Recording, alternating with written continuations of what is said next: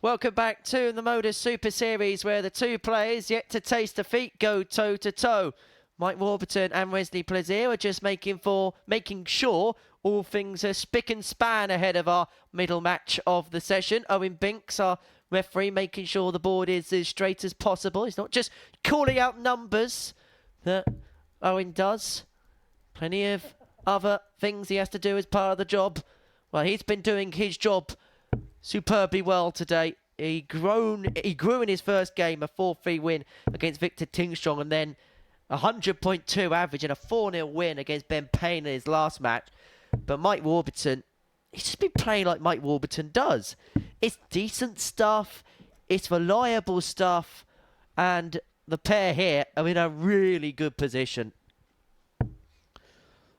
Absolutely, and that's why we said Mike Warburton at the start of the show was the value play in this group. 8-1 he was to go on to win the week. I think those may be coming down slightly as the campaign goes on, but was that the start for Wesley Plaisier? And the danger is that Wesley picked up the victory early on when he wasn't playing well. When he got over the line against Victor Tingström, that last game was what people are expecting to see when they saw Wesley Plaisier on the lineup. Well, when a good man is down, you've got to trample all over the opportunity. 100. They were unable to do so in the case of Wesley Plaisier, and it wouldn't be a surprise now if he really does go on and dominate this group. 95. And let's get this right, and I don't want to go too big too soon, but I'm going to go there, Matt. Not just is Wesley Plaisier a contender to win this week, let's be honest, he is a genuine contender to win the whole 83. series. Oh, that is going big.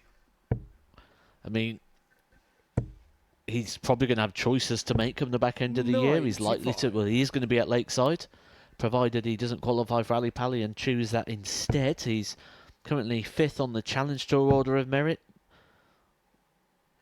Potential there that he could get into the top 2 positions to get his tour card. He's going to be at Minehead for the Players' Championship Finals. There's a chance that Wesley Plaisier could get a tour card by reaching the top 64, the old Christoph Ratajski way, and ultimately it also became the Scott Williams way recently as well, didn't it? And essentially the Luke Littler way. Well, at the moment, he's 80th, 94. or projected to be 80th in the world by the world champs on 28,000. Now, to get to 64, they reckon it's 57, which is what Vincent's on, and 61.75 is what Liam's actually in 64th is on. He's pretty much going to be at the World Championships. He's pretty much going to be at Minehead. And he's pretty much got the first leg where he wants it. Once again, leaving tops after 12. He's done this so many times today. Game shot on the first leg. 6 legs in a row. Wesley Plaisier. Just took it up another level recently, hasn't he? And maybe that is the confidence and the vindication that will come from that good run in the Pro Tour. And the thing is, the sign's been there for a while, and he's still the reigning World Masters champion. He won that in December 2022 in the Netherlands. But I just get the feeling that maybe when he won that title, he didn't get the respect for winning that trophy that perhaps he should have. Maybe now it's starting to do so. It is, in the modern day darts, a bit of a springboard championship now, rather than what it was back in the day, which was one of the biggest titles on the calendar. Now you look at it and you go, well, the winner of that, maybe we're looking and going, what are they going to go on and do? That might be the future of that trophy, because actually if you look at like sort of previous winners, they've all gone on to be tour card holders. 75.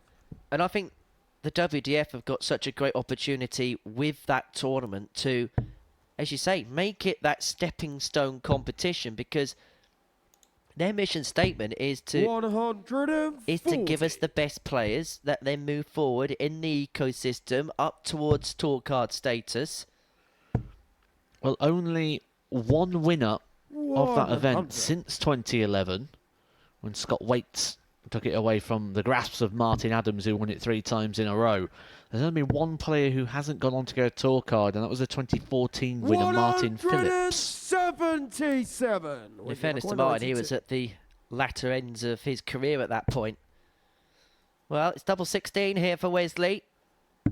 14 darter, 2-0. This is just superb for Plaisier. 111.33 the average right now. We said that there could be a monster coming. And Mike Warburton averaged 105, and he hasn't even had a double yet.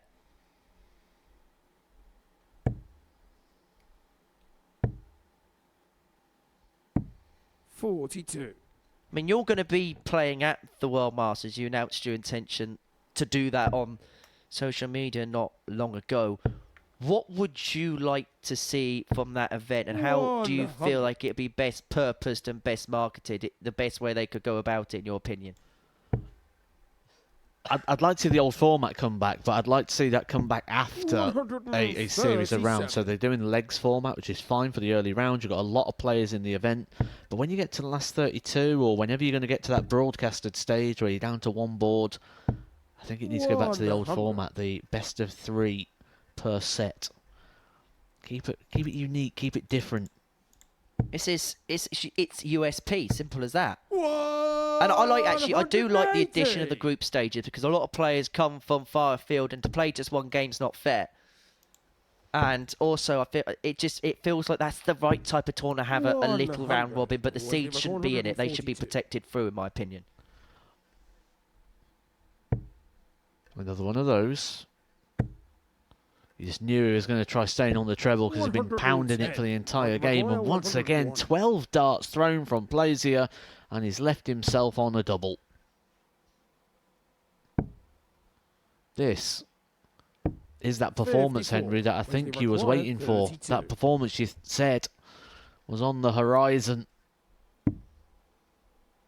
Double 16 for the double break, but that is awkward. Once again, he's going to have to move across, not for the first time today.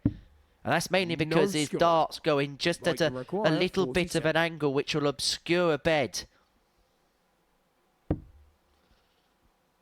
This is Mike Warburton's first darter double in this match. And he cannot take it, and he can find himself 3-0 down. Wesley require 32. If Plaisier can finally mop up on double 16, in which he can. 3-0 he leads, 105 the average. Statement darts these from Plaisier. He averaged 100 in his last game. This is going to put the group on notice. After that first game, they might have thought, well, maybe he's not going to do what he did up in the Pro Tour a couple of weeks ago. In fact, he's going to do exactly that.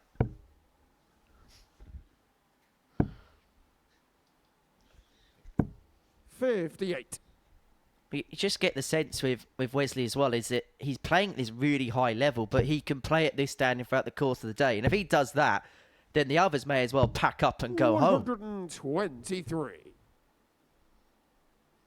Have a look at that, 108.12. And Mike Warburton has not played bad in this game. He's only had a couple of darts to the double, despite averaging 91.5, which in most of the other matches this Monday morning would have been enough to give him great chances. But this is 104. Pure bliss from Plaisier. If he takes this out in 2 darts, the average will be above 110. 60. Wesley required 98. He's already had a 92 checkout. He could have a 98 and an 11-dart leg. It's a superb performance from Plaisier. It's the type of statement that we were expecting the Dutchman to make. And what a statement, what a win, what a performance. As you can see, he's really pleased with himself. Laughing, smiling, joking, and very, very happy. And he'll be so happy when he sees those numbers. The average of 111.33, 4 out of 7 on the doubles. Well, we said that there could be a 110 monster average in there. Well, Wesley has done it on day one. Wesley, the winner of that match by 4-0. Coming up after the break is Andy Bolton and Ben Payne looking to get their first wins on the board.